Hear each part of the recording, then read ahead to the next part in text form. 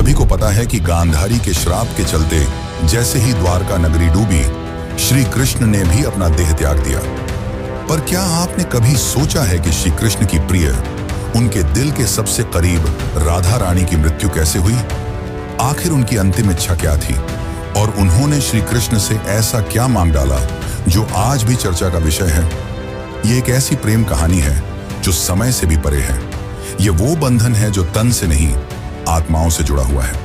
तो दोस्तों, आज हम जानेंगे राधा रानी की मृत्यु का असली रहस्य और उनकी अंतिम इच्छा की अनसुनी मगर रोचक कथा जो आपको हैरान कर देगी।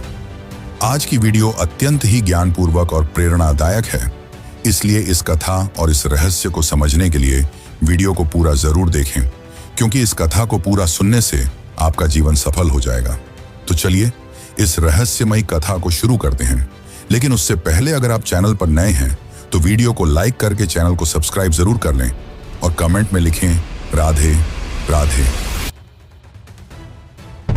बरसाने की वह पुरानी पगडंडियां जहां पर कभी श्री कृष्ण अपनी लीलाएं किया करते थे, आज भी वहां एक गूंज बाकी थी, प्रेम की, हंसी की, बांसुरी की और उस दुख की जिसने युगों से प्रेमियों को जिंदा रखा है। पर इस कहानी की शुरुआत न तो बरसाने की उन गलियों से होती है और न ही वृंदावन से।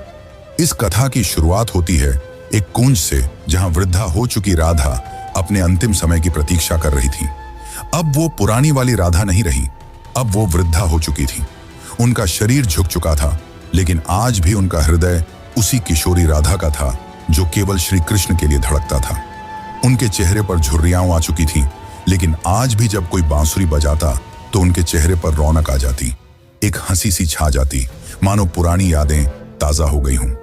कृष्ण जब मथुरा छोड़कर चले गए, तब उनके वियोग में राधा ने न तो किसी से विवाह किया और न ही कहीं आश्रय लिया। वे अकेली ही वृंदावन के एक एकांत कुंज में रहने लगी। उनका दिनचर्या हर दिन सामान्य रहता था। वे सूर्योदय के साथ उठती और यमुना के तट पर जाकर जल अर्पण करती, जिसके पश्चात वे वापस कुटिया में लौट जाती और दिन भर श्री कृष्ण के आने का इंतजार करती, मानो उन्हें पूरा विश्वास हो कि श्री कृष्ण एक दिन उनसे मिलने जरूर आएंगे। गांव वाले राधा को साध्वी समझते थे। उन्हें उनके बारे में कुछ नहीं पता था। वे नहीं जानते थे कि वह कौन है और कहां से आई हैं, पर सभी को यह बात पता थी कि वह जो भी हो, वह अपना सब कुछ केवल और केवल श्री कृष्ण को मानती है। एक दिन राधा अपने दैनिक दिनचर्या के तहत यमुना के तट पर जल अर्पण कर रही थी। तभी उन्होंने अचानक आसमान की ओर देखा।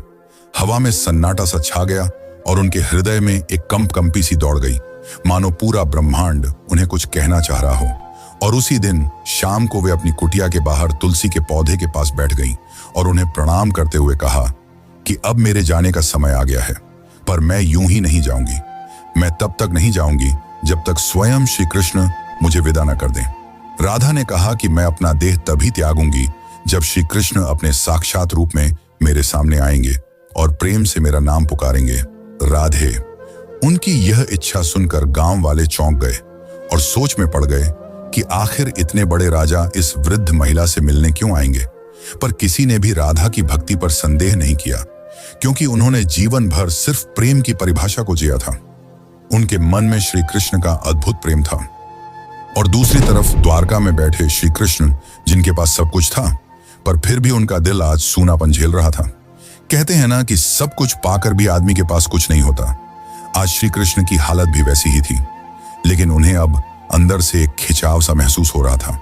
उन्होंने अपनी आंखें बंद की और राधा की पुकार उनके कानों में गूंज पड़ी। इस पल श्री कृष्ण की आंखों में आंसू थे, पर हृदय में सुकून।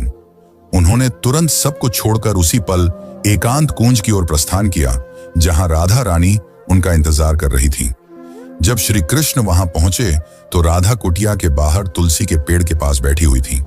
उनकी आंखें बंद थीं और वे ध्यान में लीन थीं। कृष्ण ने धीरे से कहा, राधे। यह शब्द सुनकर राधा की आंखें खुली और उनके चेहरे पर एक चमक छा गई। उनकी आंखों में वह प्रेम था जो न कहा जा सकता था और न ही छुपाया जा सकता था। राधा मुस्कुराई और श्री कृष्ण से कहा, प्रभु, अब मेरे जाने का समय आ गया है। अब मेरी आत्मा केवल विश्राम चाहती है। यह सुनकर श्री कृष्ण ने राधा का हाथ थाम लिया। अब राधा की सांसें धीरे धीरे धीमी होने लगी और उन्होंने वहीं तुलसी के पेड़ के नीचे अपने प्राण त्याग दिए। किंतु यह अंत नहीं था, इसी पल वह रहस्य ने जन्म लिया जिसे सुनकर आप चौंक जाएंगे। राधा की आत्मा को तो मोक्ष मिल गया, पर उनके आखिरी शब्द अब भी श्री कृष्ण के कानों में गूंज रहे थे। राधा ने अपने अंतिम पलों में कहा था, प्रभु, जब इस धरती से प्रेम का अर्थ मिटने लगेगा तब मैं फिर लौटूंगी। मुझे फिर जन्म लेना होगा, क्योंकि प्रेम जीवन का प्रमुख हिस्सा है और उसे मिटने नहीं दिया जा सकता। जहां राधा ने अपनी देह त्यागी थी, वहां एक नया पौधा उगाया जो तुलसी से भी अधिक उज्जवल था, मानो कोई स्वर्गीय पौधा हो। गांव के लोग उसे राधा वृक्ष के नाम से पुकारने लगे और वहां पूजा पाठ करने लगे, पर किसी को नहीं पता था कि उस पौधे के नीचे एक रहस्य पल रहा था। वह रहस्य था राधा के पुनर्जन्म का, जो आपको चकित कर देगा। कई युग बीतने के बाद जब प्रेम का मूल्य घटने लगा और लोग सिर्फ वासना में डूबने लगे, तब बरसाने से कुछ दूर एक साधारण किसान के घर में एक कन्या का जन्म हुआ। उसका नाम ललिता रखा गया, पर यह कोई साधारण कन्या नहीं थी। वह बिना किसी के सिखाए ही बांसुरी की मधुर धुन बजा लेती थी। उसकी बांसुरी की आवाज सुनते ही पेड़ों के पत्ते हिलने लगते और पक्षी झूम उठते। गांव के लोग कहने लगे कि यह कोई साधारण लड़की नहीं, बल्कि किसी देवी का अवतार है। वे कहते कि इसे देखकर राधा की याद आ जाती है। ललिता जब 7 साल की हुई तो एक दिन वह यमुना के किनारे बैठी थी।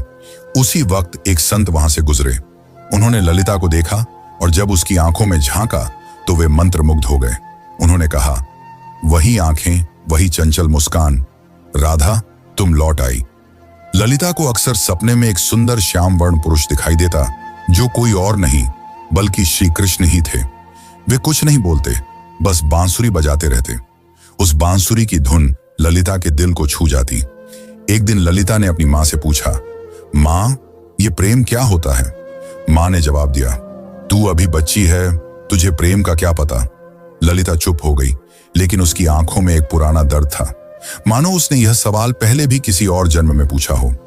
जब ललिता 13 साल की हो गई तो एक दिन वह यमुना तट के पास बैठकर बांसुरी बजा रही थी कि तभी अचानक उसकी बांसुरी से अलग धुन निकलने लगी। वही धुन जो श्री कृष्ण उनके सपनों में आकर बजाया करते थे। अचानक वहां की जमीन थोड़ी सी फटी और एक मूर्ति सी दिखाई दी। ललिता ने उस मूर्ति को निकाला। वह मूर्ति एक स्त्री की थी जिसने बांसुरी पकड़ी हुई थी। जैसे ही ललिता ने उस मूर्ति को अपने हाथ में उठाया, उस मूर्ति से एक दिव्य आवाज निकली जिसने कहा, तुम लौट आई राधे। ललिता चौंक गई। आखिर यह कौन थी और क्यों उसका नाम राधे पुकारा जा रहा था? तो चलिए जानते अब आगे की कथा, जो और भी रोमांचक और रहस्यमयी है। लेकिन उससे पहले अगर वीडियो अच्छी लग रही हो तो इसे लाइक करके कमेंट में राधे कृष्ण जरूर लिखें। उस दिन के बाद ललिता का व्यवहार बदलता जा रहा था। अब वह गहराइयों में सोचने लगी थी। वो जानना चाहती थी कि वह कौन है और उसका जन्म क्यों हुआ है। आखिर क्यों उसे प्रेम और कृष्ण जैसे शब्द इतना आकर्षित करते हैं। उसी दौरान एक संत हिमालय से कई वर्षों की तपस्या कर बरसाने लौट रहे थे। जब उन्होंने ललिता को देखा तो वे स्तंभ रह गए। वह बोले, युगों पहले मैंने यही आंखें राधा की देखी थी। कन्या, तुम इस युग की नहीं हो। तुम्हारा जन्म किसी उद्देश्य से हुआ है। ललिता ने पूछा, कौन सा उद्देश्य? तब उस तपस्वी संत ने अपनी आंखें बंद कर जवाब दिया, अभी के युग में प्रेम केवल एक शब्द बनकर रह गया है। तुम्हें उसे फिर से जीवन बनाना है। अब बरसाने की गलियों में एक नई कथा जन्म लेने वाली थी। दरअसल यह कथा नई नहीं बल्कि पुरानी थी, राधा के पुनर्जन्म की कथा। अब ललिता किशोर अवस्था में पहुंच चुकी थी। अब उनके मन में विचित्र सी बेचैनी थी, मानो कोई उन्हें पुकार रहा हो। रातों में ललिता यमुना के तट पर अकेले बैठती और उस अज्ञात पुरुष की कल्पना करती जो उन्हें सपनों में दिखाई दिया करते थे। एक दिन ललिता ने अपनी मां से पूछा, मां, क्या प्रेम बिना कहे भी हो सकता है? तब उनकी मां ने जवाब दिया, बेटी, सच्चा प्रेम तो वही होता है जो कुछ कहे बिना ही हो जाए। पर ललिता तो कुछ और ही सोच रही थी।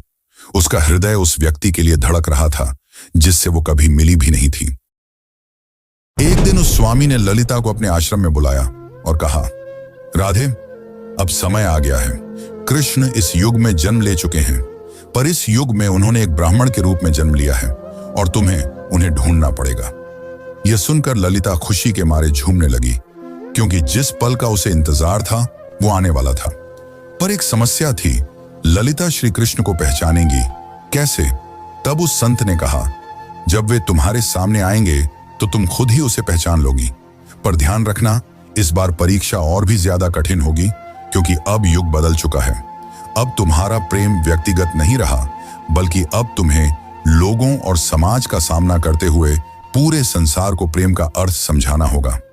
अब श्री कृष्ण पुनर्जन्म ले चुके थे और एक नव युवक साधु के रूप में थे, जिनका नाम अनंतानंद था, जो लोगों को उपदेश दिया करते थे। पर कोई नहीं जानता था कि असल में अनंतानंद हैं कौन। वे जब प्रवचन देते तो प्रेम की ऐसी वाणी बोलते कि लोग रो पड़ते थे। वे कहते थे, प्रेम केवल शरीर का नहीं बल्कि आत्मा का संबंध है। प्रेम का अर्थ ही है त्याग और समर्पण। पर अंदर से वे भी अधूरा सा महसूस करते थे। वे भी हर रात यमुना के तट पर जाकर बैठ जाते और उस अज्ञात स्त्री के स्वप्न में खो जाते। अब एक दिन संत के आदेशानुसार ललिता अपने माता पिता को प्रणाम कर अकेले ही अपने उस अज्ञात प्रेम की तलाश में निकल पड़ी। उनके हाथ में केवल एक छोटी सी बांसुरी थी और मन में दृढ़ निश्चय। वे गांव गांव घूमती, कभी कथा सुनती तो कभी कई साधुओं से मिलती, इस उम्मीद में कि उसे उसका प्रेम मिल जाए। पर किसी साधु में वह तेज नहीं था जिसकी तलाश ललिता को थी। एक दिन उसे एक वृद्ध महिला मिली, जिसने उससे पूछा, बेटी, तुम इधर उधर क्यों भटक रही हो? तब ललिता ने कहा, मुझे किसी की तलाश है। उस वृद्ध महिला ने ललिता में राधा सा तेज देखा और उसे सुझाव दिया, बेटी, तुम अपनी यह बांसुरी बजाओ। जो तुम्हारे लिए बना होगा वह स्वयं ही धुन सुनकर तुम्हारे पास खींचा चला आएगा। जिसके पश्चात ललिता ने ऊंची पहाड़ी पर चढ़कर अपनी बांसुरी बजाई और ठीक उसी पल उससे कई मील दूर अनंतानंद की आंखें भर आईं। ललिता अब तक 8 गांव पार कर चुकी थी। हर गांव में वह अपनी बांसुरी बजाती, मगर अब तक उसे वह नहीं मिल पाया था जिसकी उसे तलाश थी। ललिता को अनंतानंद के आसपास होने का एहसास होता, मगर वह उसे ढूंढ नहीं पा रही थी। अब वह थक चुकी थी, जिसके बाद उसने प्रण लिया कि यदि अगली पूर्णिमा की रात तक उसे वह नहीं मिला तो वह यमुना में कूदकर अपनी जान दे देगी। उस दिन आखिरी बार ललिता ने बांसुरी बजाई। उसकी धुन वैसी ही थी जो किसी को अंदर तक भिगो दे। उसी पल हिमालय में बैठे अनंतानंद को वह ध्वनि सुनाई दी। उसे वह ध्वनि काफी प्रभावी लगी, मानो उसने कई वर्षों बाद वही ध्वनि सुनी हो जो उसे पुकार रही हो। अनंतानंद ने तुरंत ही हिमालय छोड़ दिया। ठीक उसी रात ललिता को फिर से स्वप्न आया, पर इस बार स्वप्न काफी अलग था। इस बार श्री कृष्ण और राधा यमुना के तट पर बैठे थे और राधा श्री कृष्ण से पूछ रही थी, प्रभु, क्या इस बार भी मेरी प्रेम कहानी अधूरी रह जाएगी? कृष्ण ने कहा, नहीं राधे, इस बार संसार को तुम्हारे प्रेम की पूर्णता दिखाई देगी। इतना कहते ही ललिता का स्वप्न टूट गया। ललिता के मन में एक नई उम्मीद जाग उठी थी। अब वह उस जगह पहुंची जहां अनंतानंद पहुंचने वाले थे, वृंदाधाम। यह कोई आम स्थान नहीं थी। कहते हैं कि इसी स्थान पर राधा ने कृष्ण को आखिरी बार देखा था और एक शिला को छूकर प्रण लिया था कि जब तक उसकी प्रेम कहानी पूर्ण नहीं हो जाती वह लौटती रहेगी। उस समय वृंदाधाम में एक कथा हो रही थी और उस कथा के वाचक कोई और नहीं बल्कि स्वयं अनंतानंद थे। ललिता बहुत दूर खड़ी थी और उनके चेहरे को भी नहीं पहचानती थी, परंतु उनकी वाणी में कुछ ऐसा था जिसने उसके हृदय को प्रभावित कर दिया। उस दिन अनंतानंद प्रेम की परिभाषा समझा रहे थे। प्रेम वह नहीं जो आपके पास होता है और आपके साथ जीता है। प्रेम तो वह है जो दूर होकर भी पास होता है। वे यह सब बता ही रहे थे कि उनकी आंखें ललिता से टकराईं। दोनों एक पल के लिए स्तंभ रह गए, मानो पूरी दुनिया ही रुक गई हो। अनंतानंद ने तुरंत ही प्रवचन छोड़ दिया और ललिता के पास दौड़े चले आए। तब ललिता ने अनंतानंद से धीरे से पूछा, क्या आज भी आपको मेरी आवाज सुनाई देती है? अनंतानंद ने उसकी आंखों में देखा और प्रेम से कहा, राधे, तुम आ गई। पल काफी मनमोहक था। पूरा संसार थमा हुआ था, लेकिन यह अंत नहीं था। असली कहानी तो अब शुरू होने वाली थी। अचानक मौसम खराब होने लगा और बादल काले पड़ गए और तभी वहां एक साधु कुरंगनाथ प्रकट हुए, जो नहीं चाहते थे कि राधा और कृष्ण फिर से मिले, क्योंकि उसे ऐसा लगता था कि अगर राधा और कृष्ण फिर से मिल गए तो प्रेम को धर्म से ऊपर का स्थान मिल जाएगा, जो कि समाज की जड़ता को तोड़ डालेगा। कुरंगनाथ ने कहा, तुम्हारा प्रेम आज के युग के नियमों के विरुद्ध है। आज का समाज न तो इस प्रेम को समझेगा और न ही सहन कर पाएगा। तब अनंतानंद ने कहा, प्रेम समाज का मिलन नहीं बल्कि दो आत्माओं का मिलन है। तब कुरंगनाथ ने कहा, तो फिर अब तैयार हो जाओ अंतिम परीक्षा के लिए। कुरंगनाथ ने कहा कि यदि तुम्हारा प्रेम सच्चा है तो अगली पूर्णिमा की रात तक ललिता अपनी आंखों पर पट्टी बांध लेगी और वह बिना देखे और बिना सुने तुम्हें ढूंढ निकालेगी। यदि वह इसमें असफल हो जाती है तो दोनों को फिर से युगों युगों के लिए बिछड़ना होगा। अनंतानंद यह सुनकर मौन रह गए, पर ललिता ने बड़े ही प्रेम पूर्वक और शक्ति से कहा, मुझे आपकी यह शर्त मंजूर है। पूर्णिमा की रात पास आ रही थी। यह परीक्षा ललिता के लिए केवल एक शर्त नहीं थी, बल्कि उसके प्रेम और संयम की लड़ाई थी। वह खुद भी यह जानना चाहती थी कि क्या बिना देखे सिर्फ मन और आत्मा से प्रेम किया जा सकता है या नहीं। अब उसने अपने नेत्रों पर पट्टी बांध ली और कसम खाई कि वह अब किसी को नहीं देखेगी जब तक उसकी आत्मा उसे स्वयं श्री कृष्ण को न दिखा दे। लोगों ने जब उसे ऐसा करते देखा तो वे उसका मजाक उड़ाने लगे कि आजकल की कन्याओं को तो सिर्फ नाटक करना आता है। लेकिन कुछ ऐसे भी थे जिन्होंने उसके इस प्रयास की तारीफ की और उसे हिम्मत दी और बोले, हे राधे, तुम इस युग में जरूर प्रेम को जीत दिलाओगी। उधर दूसरी ओर अनंतानंद एक सुनसान गुफा में ध्यान मग्न बैठे थे। वे केवल एक ही शब्द दोहरा रहे थे, राधे। वे न कुछ खा रहे थे न पी रहे थे। उनके शिष्य इस दृश्य को देखकर घबरा गए और बोले, गुरुदेव, यदि ऐसे ही चलता रहा तो आप जीवित नहीं बचेंगे। तब अनंतानंद ने मुस्कुराते हुए उत्तर दिया, मेरे प्राण तो केवल राधे में बसते हैं। इतना कहकर उन्होंने अपने शिष्यों को आदेश दिया कि यदि ललिता उनके बारे में पूछे तो उसे न उनका चेहरा बताया जाए, न ही उस स्थान का पता दिया जाए जहां वे ध्यान कर रहे हैं। वे भी जानना चाहते थे कि क्या इस युग में भी राधा केवल अपनी आत्मा की पुकार से उन्हें ढूंढ पाएगी। इधर ललिता अपनी आंखों पर पट्टी बांधे गांव-गांव भटक रही थी। वह अनेक साधुओं से मिलती और पूछती, क्या आप अनंतानंद हैं? पर उसे कुछ हासिल नहीं हो रहा था। कुछ साधुओं ने तो यहां तक झूठ बोलने की कोशिश की कि मैं ही अनंतानंद हूं, पर ललिता का हृदय उन्हें पहचान जाता। उनकी आवाज में वह माधुर्य नहीं था, न ही वह तेज था जो केवल आत्मा से पहचाना जा सकता था। एक बार एक साधु उनके पास आया जिसमें गजब का तेज था और जिसकी वाणी अत्यंत मधुर थी। उसने ललिता से कहा, मैं ही अनंतानंद हूं। यह सुनकर ललिता एक पल के लिए डगमगा गई, पर तुरंत ही उसे एहसास हो गया और उसने उस साधु से कहा, आप में तेज तो काफी है, पर आप वह आत्मा नहीं है जिसकी मुझे तलाश है। उसी क्षण उस साधु ने अपना भेष बदल लिया। दरअसल वह कुरंगनाथ ही था जिसने भ्रम फैलाने के लिए ऐसा किया था। अब कुरंगनाथ ने क्रोध में कहा, तू अब तक नहीं टूटी? आखिर किस प्रेम की बात करती है तू? इतना सुनकर ललिता ने कहा, मेरा प्रेम इस युग के बंधनों से मुक्त है जिसे शब्दों में समझाना असंभव है। इतना सुनकर कुरंगनाथ वहां से चला गया। अब ललिता उस गुफा के पास पहुंच चुकी थी जहां अनंतानंद ध्यान मग्न थे। ललिता धीरे धीरे गुफा के अंदर गई और अंत में उसे वहां किसी के होने का आभास हुआ जिससे दिव्य तेज निकल रहा था। ललिता ने उन्हें पहचान लिया और उनके पास जाकर अपनी बांसुरी उनके पैरों में रख दी और कहा, मैं आपको देख नहीं सकती, पर मेरा हृदय काफी जोर से धड़क रहा है। क्या आप वही हैं जिनकी मुझे तलाश है? अनंतानंद ने बांसुरी उठाई और उसे बजाया, वही धुन जो ललिता को यमुना तट और अपने सपनों में सुनाई देती थी। फिर अनंतानंद ने उसकी पट्टी खोली और कहा, राधे, इस बार भी तुमने मुझे तन से नहीं, केवल अपने मन और आत्मा से पहचान लिया। वे दोनों रो पड़े। उनकी आंखों में कई सालों की थकान थी जो अब मिट रही थी। तभी वहां एक साधु आए और उन्होंने कहा, राधा और कृष्ण, तुम्हारा प्रेम संपूर्ण तभी माना जाएगा जब यह समाज इसे स्वीकार करेगा।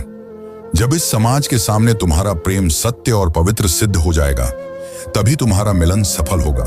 राधा ने कहा, प्रेम तो किसी समाज के बंधन से मुक्त होता है, उसे किसी के प्रमाण की जरूरत नहीं। लेकिन तभी अनंतानंद ने उसे समझाते हुए कहा, राधे, अब युग बदल गया है। अब यह समाज प्रेम की परिभाषा भूल चुका है। इतना कहकर अनंतानंद ने उस साधु से पूछा, आप ही बताइए कि हमें क्या करना होगा? उस साधु ने कहा, तुम्हें इस राज्य की राजसभा में सभी के सामने अपने प्रेम को स्वीकारना होगा। तुम्हें वहां राजा, पंडित और प्रजा सभी को यह बतलाना होगा कि एक ब्रह्मचर्य साधु और एक साध्वी भी प्रेम के बंधन में बंध कर धर्म के मार्ग पर चल सकते हैं। अगले दिन वे दोनों राजसभा में उपस्थित हुए। राजा ने कहा, हम यह क्या सुन रहे हैं कि एक साधु ने ब्रह्मचर्य को तोड़ा है? इतना सुनकर अनंतानंद ने उत्तर दिया, महाराज, मैंने कोई नियम नहीं तोड़ा, मैंने तो केवल अपने प्रेम को अपनाया है। तब अनंतानंद ने प्रेम को समझाते हुए कहा, प्रेम कोई काम वासना नहीं है, प्रेम तो आत्मा का मिलन है। जब आज से कई युग पहले राधा और कृष्ण ने प्रेम किया था, तब भी समाज ने यही कहा था। और जब वे जीवन भर समाज के कारण एक दूसरे से अलग रहे, फिर भी समाज चुप रहा। इतना कहते ही ललिता भी आगे बढ़कर बोली, मैंने केवल इन्हें तन से नहीं चाहा, बल्कि मन से भी चाहा है। और अपने प्रेम को साबित करने के लिए मैंने कड़ी परीक्षा भी दी है। और इसी दौरान ललिता ने कुरंगनाथ की वह कठिन परीक्षा के बारे में सबको बताया। इतना सुनकर राजा और सभा मौन रह गए। को राजा के फैसले का इंतजार था। राजा ने कहा, जब मैं छोटा था तब मेरी माँ मुझे राधा और कृष्ण की अमर प्रेम कहानी सुनाया करती थी। और जब मैं उनसे पूछता कि आखिर उन्होंने विवाह क्यों नहीं किया, तो मेरी माता चुप रह जाती। आज जाकर मुझे यह बात समझ में आ रही है कि विवाह तो समाज का नियम है, पर प्रेम आत्मा का। इसीलिए मैं इस प्रेम को स्वीकार करता हूं। तब से प्रेम की एक नई परिभाषा लिखी गई और कई युगों पश्चात राधा और कृष्ण का मिलन फिर से संपूर्ण रूप से हो पाया। दोस्तों, अब हमारी कथा यहीं पर समाप्त होती है। लेकिन अगर आपको यह कथा अच्छी लगी हो तो कृपया करके वीडियो को लाइक करें और चैनल को सब्सक्राइब कर लें। यह आपके लिए तो एक पल का काम है, पर इससे हमारी काफी मदद हो जाती है। धन्यवाद।